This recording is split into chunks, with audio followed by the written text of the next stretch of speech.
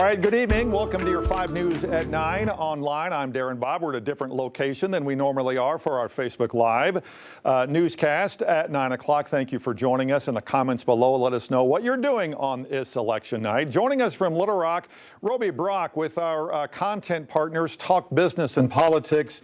He's our election guru, and we want to pick your brain now on some of these congressional races. Let's first start, though, with Tom Cotton. No big surprise here whatsoever. No, I mean, I think the big surprise will be whether or not Ricky Dale Harrington, his Libertarian challenger, will get over 35% or maybe even bump up against 40%. That would send a signal to Tom Cotton that not only does he not have supporters in the Democratic Party and the Libertarian Party, but it would also mean that there's probably a few Republicans that have some dissatisfaction with him too. But 65-35 is a big margin of victory for Tom Cotton. And again, I expect that margin will be somewhere in that range when all of the votes are cast. All right, let's talk about the House races, U.S. House races. No big surprise for they're leading in their races for Congresswoman Womack, Congressman Westerman. What is a surprise, at least what we had talked about before, was the French Hill race. Talk about those races just for a second.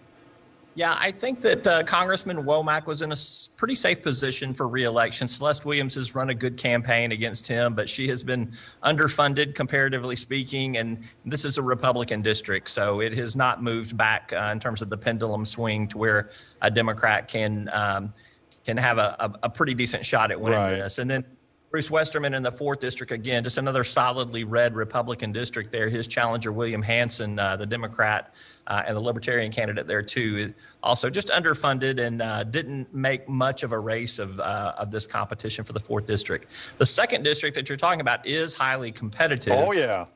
We're seeing some numbers come in right now. I would say that the early votes that I'm looking at in this race, Joyce Elliott is doing some of what she needs to do, but maybe not by a big enough margin in Pulaski County. And French Hill does seem to be holding his own in Saline County and Faulkner County, comparatively speaking to the last election cycle.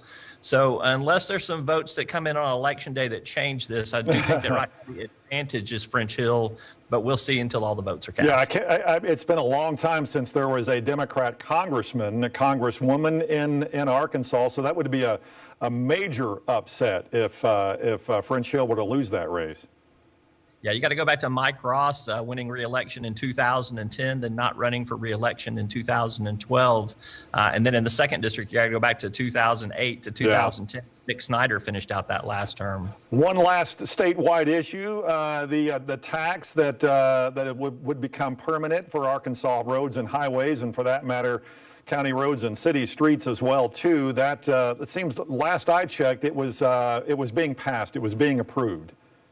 It's poised to pass. Our polling showed that it had some support, close to around 60%. It may not finish at 60%, but it definitely has got some momentum behind it. And the early returns that we're seeing right now, I do believe those trend lines will hold. I don't think that you're going to see that race change too much, or to use a pun, I don't think you're going to see it veer off into the ditch.